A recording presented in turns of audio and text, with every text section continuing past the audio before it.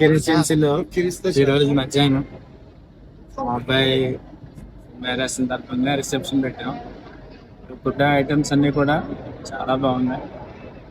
Vegetarian, non veg కూడా చాలా బాగుంది. మెయింటెనెన్స్ కూడా చాలా బాగుంది.